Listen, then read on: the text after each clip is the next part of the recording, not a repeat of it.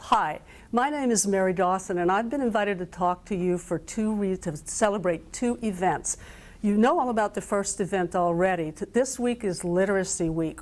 It's the week when students all over America are being encouraged to read, not just to learn something new, but for fun.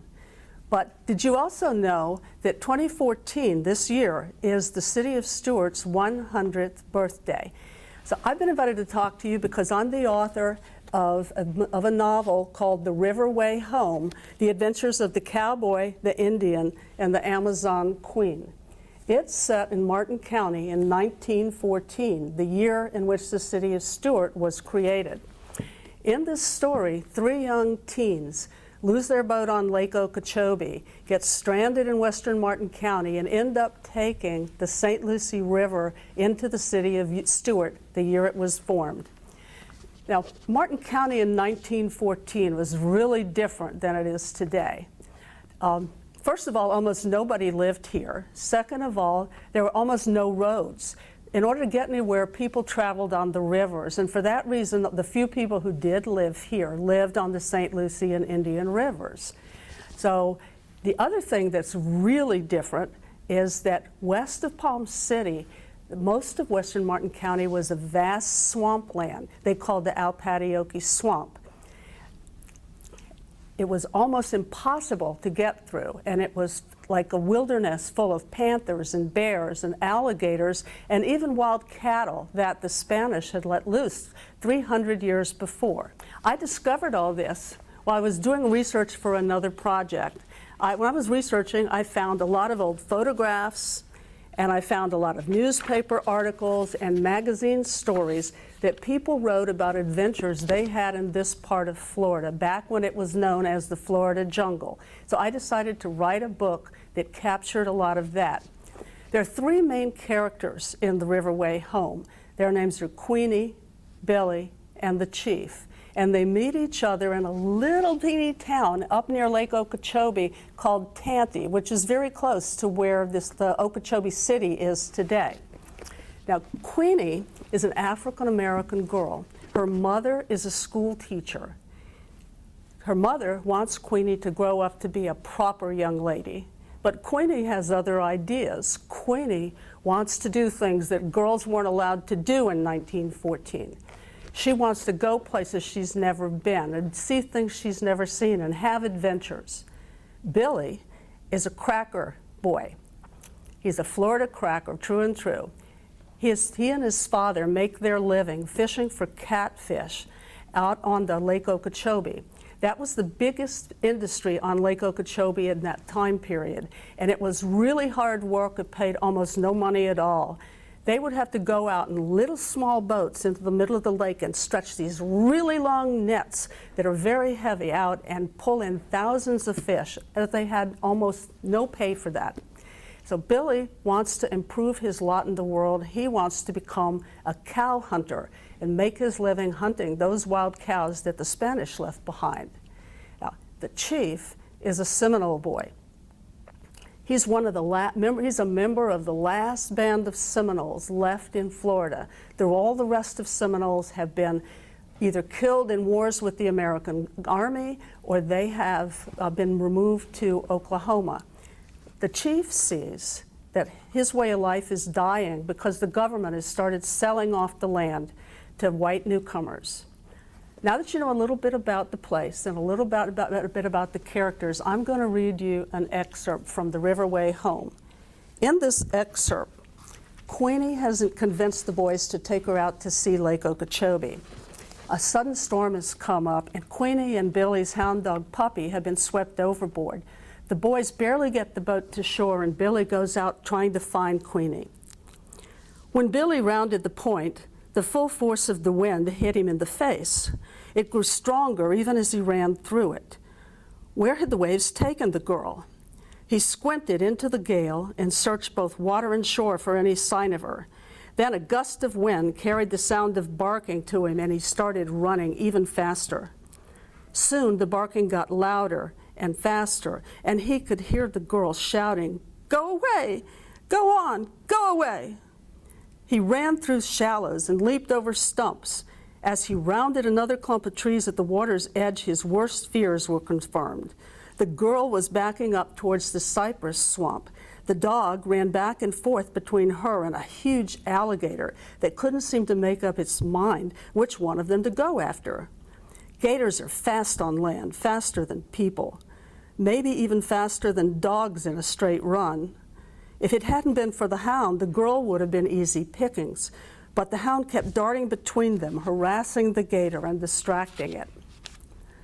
The pup kept changing directions and seemed quick enough to outmaneuver the beast on dry land, but the girl didn't run to safety when she got the chance.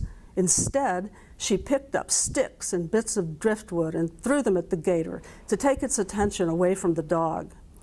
As she did so, she unknowingly edged closer and closer to the cypress swamp, where the gator would clearly have the upper hand.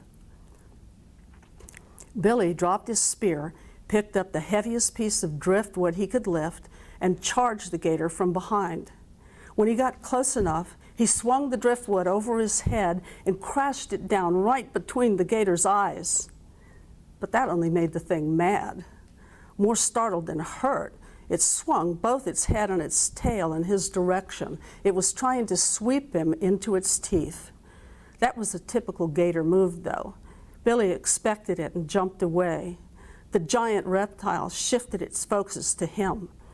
Billy prepared to jump to the side at the last minute as it started after him. That was the best way to escape a gator because it took a while for them to change directions. Right as the gator started its charge, another piece of driftwood hit it from the other side, and the Indian boy took his turn jumping out of the way of the thrashing head and tail. When it started to launch itself towards the Seminole, Billy grabbed the log he had used before and rammed it into the beast's open jaws. They slammed shut with so much force they crushed the wood. The creature stopped for a moment to shake its head, to figure out what is in its mouth, to try to get the splinters out. That was all they needed to get away. Billy raced past the gator to the girl and grabbed her by the arm. He pulled her away from the swamp towards an ancient oak tree on an Indian mound they had seen as they floated down the shore.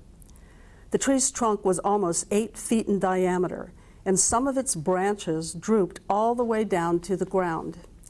Queenie was good at climbing trees. She easily scrambled up to where the branches hit the trunk, about 7 feet above the mound. The Indian followed her up as Billy turned back for his dog. By then, the gator had shaken the driftwood out of its mouth. Its beady eyes focused on the nearest target, the hound, which still ran circles around it, barking loudly. Billy called for the pup. It stopped for an instant and tilted its head to listen. The minute it stopped moving, the gator lunged, but the dog sprang aside with inches to spare as the giant teeth crashed together. Then, before the gator could turn to follow it, the pup ran as fast as it could to Billy under the big oak tree. He handed the hound to Queenie and clambered up the branch to join them. Well, the storm that hit them goes on for most of the afternoon, and the kids end up having to spend the night in a tree because they can't sleep on the ground because there's so many alligators and other wild animals down on the ground. While they're up in the tree to spend the time, Queenie and the chief tell stories from their different cultures.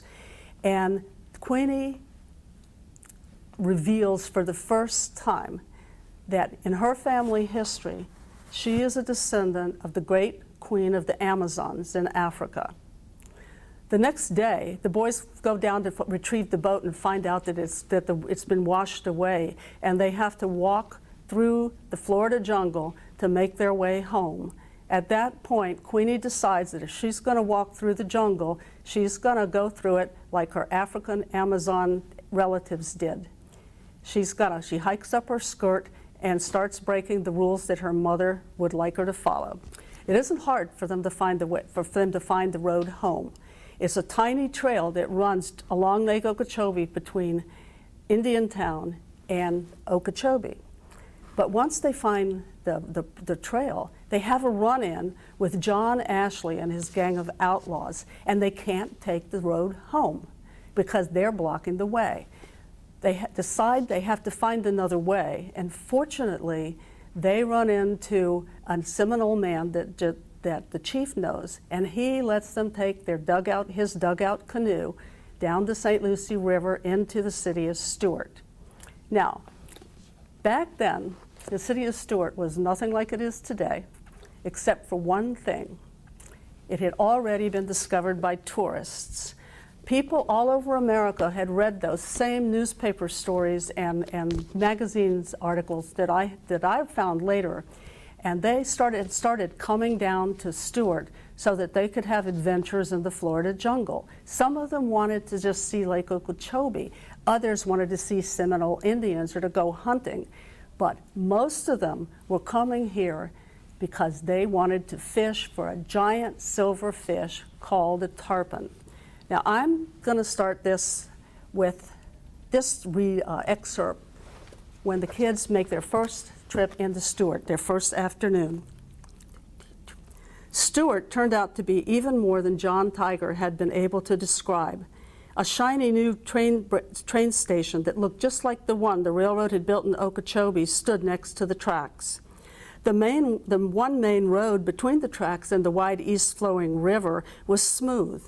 It had been hardened with crushed stone brought in from somewhere else. Businesses lined that road and the tracks. A bank, a hotel, a drugstore right across from the station in a sturdy-looking building made of square, man-made stones. Most of the stores were 2 stories tall and had their names painted on their walls in bold letters for all the world to see. Some of the houses and a huge building that was rising up along the riverfront were even 3 stories tall. And so many people. The kids would later learn that the state had made Stuart a real city earlier that year, and that over 700 people lived there. That number did not include the other people, the people who had come to town from surrounding areas with names like Palm City, Jensen, and Salerno, or the new people who arrived on the train. And all those people were constantly coming from and going to somewhere. People on foot, people on horseback, buckboards, ox carts, bicycles, and motor cars, more motor cars than the boys had imagined even existed. And then all the activity doubled as the residents of the town started gathering to meet the afternoon train, just as John Tiger had said they would. The train came from the north, rumbling and vibrating its tracks, as tall as 3 men standing on each other's shoulders. Its whistle let out steam when it hooted, and its stack belched black smoke as it crossed the river. Steel wheels screeched on steel tracks as it braked to a stop next to the station. A flurry of activity. Men's voices called out, "Stuart! Stuart on the St. Lucie!" Passengers stepped down from the train on little step stools. Some were met by what seemed to be friends or family. Others strode purposefully to businesses in town.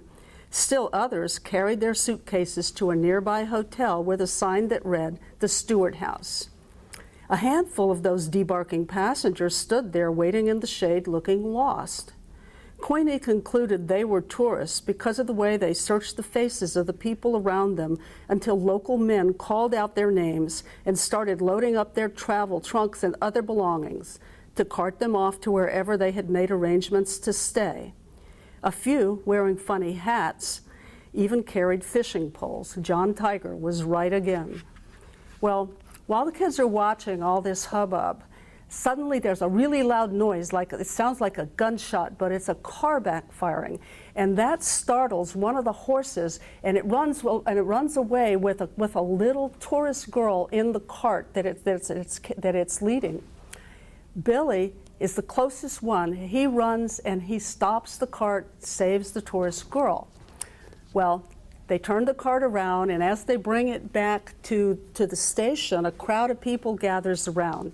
They hand the little girl back to her parents, and her father, who is all dressed out like a Yankee tourist in a fancy suit and a gold watch and shiny glasses, decides he wants to thank the kids. He asks Billy what his name is. Queenie knew Billy had never seen so many people standing still in one place before. nor had he ever been the focus of so much attention. He seemed both embarrassed and amused at being the center of this production. She read his face as he fumbled around in his mind, trying to figure out how to play his role. Then he made his choice. Adopting a casual pose with his weight on one foot, he answered with a grin, "Billy will get the job done, sir." The tourist was quick. He flipped the jest of Billy's pose back on him. "Billy it is, then." He nodded. "So tell me, Billy, exactly what job it is you usually get done around here." The man actually fluttered his hand to indicate the general direction of town when he said, "around here." Billy took his time to chew on that question for a moment. Then he looked at Queenie, gave her the slightest wink, and answered, "Folks call it cow hunting." Cow hunting? The tourist was enjoying this introduction to Florida. Queenie could almost see the wheels turning in his brain as he tried to make sense of Billy's answer. Then he abandoned any attempt at a clever comeback. "You have me there. I know little. No, I know nothing of cow hunting. But from the way you halted the runaway, I can surmise only that you must be good at it. We are in your debt, Billy the cow hunter." He emphasized that statement with a tip of his head towards the boy. Then he faced the chief and said, "No, don't tell me." This time he lifted his index finger in front of his nose before pointing it at the boy. You are a Seminole Indian, right?" The chief took his cue from his friend and made the most of this moment at the center of this spectacle too. In a quick sequence of individual gestures, he stood taller, spread his feet apart, puffed out his chest, and crossed his arms over it. Then he lifted his chin towards the man and answered calmly in a strong but low voice, "I am." The tourist gave a self-satisfied nod, as if he was proud to have gotten it right. Queenie thought it looked as if the Yankee was trying to remember things he had read in a tourist guidebook while preparing for this trip. Suddenly, though, he switched his focus to her. This time, he paused and studied her from head to toe. Then he did it again before speaking. "And you are, let me see." He pursed his lips and patted them with his forefinger as he tried to puzzle it out. Just then, the girl caught a glimpse of her reflection in the train station window behind the man and understood his dilemma. She stood there covered in mud and dirt, wearing sturdy leather shoes and pantaloons fashioned out of a skirt tied up with petticoat strips. The sling that stretched across her chest bulged with the shape of the black stone, and her hair stuck out in all directions from her headband. Her mother would have been horrified. Heat and color flooded into her cheeks. But she'd be danged if she was going to curtsy politely and explain, "Why, sir, I really am a poor, proper young colored girl from Baltimore. It's just that, you see, I've been lost in the swamp for a while." Her decision made, too, Queenie stuck out her chin and struck a pose that mirrored the stance the chief had taken on Billy's other side. Now, the casually confident cow hunter was flanked by two powerful warriors. She answered in the same deep tone the chief had used. "I am an Amazon." "An Amazon?" An Amazon. She was pretty sure that wasn't in the tourist guidebook. Well, the rest of the story takes off from there. John Ashley comes to Stewart looking for the kids, and they decide they would really need to find a place to hide. So they take the St. Lucie River down to the Indian River and Hutchinson Island and stay there. The adventures they have in this part of the book are something that you can still relate to today because it's things you can still do today. They have to hide from a lightning storm. They swim with the manatees. They go fishing for snook and even go looking for treasure in the beach near the House of Refuge. So you see, The Riverway home takes you back to the Martin County that used to be. The Martin County that used to exist before all the people got here, before they dug the canals that drained the Alpadioke swamp, while the Seminoles still wandered the woods and the rivers and downtown Stuart. It is an example of a book that you can have fun reading and still learn something new. There's all kinds of other books out there that you can read to have the same type of experience and the same type of adventure. Enjoy Literacy Week, and happy birthday, City of Stuart.